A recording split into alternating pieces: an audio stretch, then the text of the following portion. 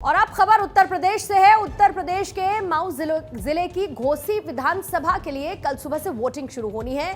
कहने को ये महज एक विधानसभा उपचुनाव है, लेकिन ये 2024 के लोकसभा चुनाव से सत्तारूढ़ एनडीए और विपक्षी गठबंधन INDIA के लिए लिटमस टेस्ट बन चुका है। इस उपचुनाव को जीतने के लिए जितनी ताकत योगी सरकार ने लगाई है, उतनी ही ताकत अखिलेश यादव की समाजवादी पार्टी ने भी लगाई है।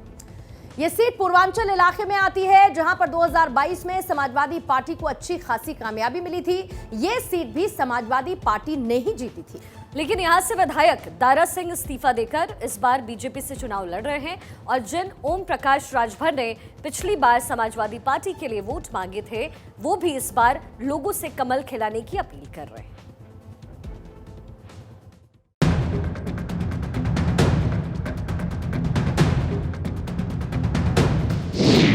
उत्तर प्रदेश के घोसी में गदर, गहराया सियासी समर।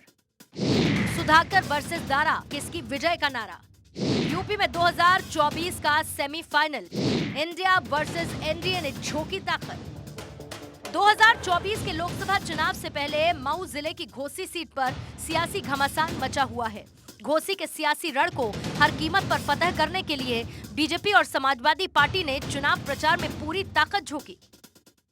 बीजेपी ने इलाके के धुरंधर सियासी दिग्गज दारा सिंह चौहान को उम्मीदवार बनाया है, तो समाजवादी पार्टी ने अपने पुराने नेता सुधाकर सिंह को मैदान में उतारा है।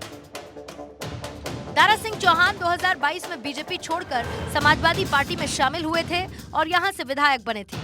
इसके 15 महीने बाद वो दोबारा बीजेपी में शामिल हो गए, जिसके चलते यहां पर उपचुनाव हो रहा है। उपचुनाव में ज्यादातर सत्तारूढ़ पार्टी का पलड़ा भारी रहता है। बीजेपी को उम्मीद है कि केंद्र की मोदी सरकार और यूपी की योगी सरकार के कामकाज का फायदा उन्हें मिलेगा। कल उपचुनाव का मतदान का दिन है और भारतीय जनता पार्टी प्रचंड बहुमत से जीत रही है। समाजवादी पार्टी अपनी हार सुनिश्चित जान करके बौखलाई हुई है। इस उपचुनाव में दारा सिंह के लिए सीएम योगी ने भी 2 सितंबर को रैली की थी। उन्होंने कहा कि घोसी में विपक्ष की कोशिश कामयाब नहीं होगी। उत्तर प्रदेश में सरकार बनी भारतीय जनता पार्टी नेतृत्व की, ये जो माफिया सवा लहराते थे, आज व्हील चेयर पर अपनी जान की भीख मांगते हुए दिखाई देते हैं। अब किसी गरीब का, किसी किसान का, किसी व्यापारी की जमीन पर कोई कब्जा करने का दुस्साहस नहीं कर सकता है, क्योंकि अगर कब्जा करेगा तो बुलडोजर भी तैयार बैठा है। लेकिन समाजवादी पार्टी ने इस उपचुनाव को प्रतिष्ठा की लड़ाई बना लिया है। एसपी उम्मीदवार सुधाकर सिंह के प्रचार की कमान शिवपाल यादव ने संभाल रखी है। उन्होंने आरोप लगाया कि घोसी में बीजेपी गड़बड़ी कर चुनाव जीतना चाहती है। आपकी सेवा भी करेंगे, विकास भी करेंगे और कभी झूठ नहीं बोलेंगे आप लोगों के बीच में। इसलिए 5 तारीख को सुधाकर को जिता करके इन भगोड़ों की और बेईमानों की जमानत जब्त करा देना। बस इतने हम ये कहना था। घोसी में पूर्व सीएम अखिलेश यादव और एसपी के आला नेताओं ने जमकर प्रचार किया। समाजवादी पार्टी ने दारा सिंह के बार बार पार्टी बदलने को मुद्दा बनाने की कोशिश की, जिससे घोसी की लड़ाई बहुत दिलचस्प हो गई है। अखिलेश यादव ने यहां पर रैली कर सुधाकर सिंह के लिए वोट मांगे। दावा किया कि घोसी में इस बार भी साइकिल ही दौड़ेगी। सुधाकर सिंह ही सुधार सकते हैं इस विधानसभा को, यही सुधार लाएंगे, यही सुध लेंगे। आपकी बताओ, आपकी सुध लेने वाला कौन है? और यही तो है, जहां चाहे वो मिल जाएंगे, आपके बीच के हैं। इसलिए जिताइए इन्हें। आप जिताओगे इन्हें,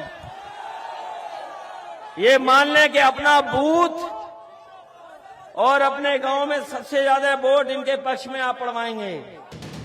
घोसी के उपचुनाव पर देश भर की नजर है, क्योंकि ये एनडीए और विपक्ष के इंडिया गठबंधन के बीच 2024 के आम चुनाव से पहले सेमीफाइनल माना जा रहा है। कांग्रेस, लेफ्ट पार्टियों और आरएलडी ने समाजवादी पार्टी को समर्थन दिया है, तो बीजेपी ने ओम प्रकाश राजभर को साथ लेकर सियासी समीकरण दुरुस्त करने की कोशिश की है। बीएसपी ने यहाँ पर अपना प्रत्याशी नहीं उतारा है और अपने वोटर से इस उपचुनाव में दूर रहने की अपील की है। 2022 के विधानसभा चुनाव में बीएसपी उम्मीदवार को यहाँ 54,000 वोट मिले थे।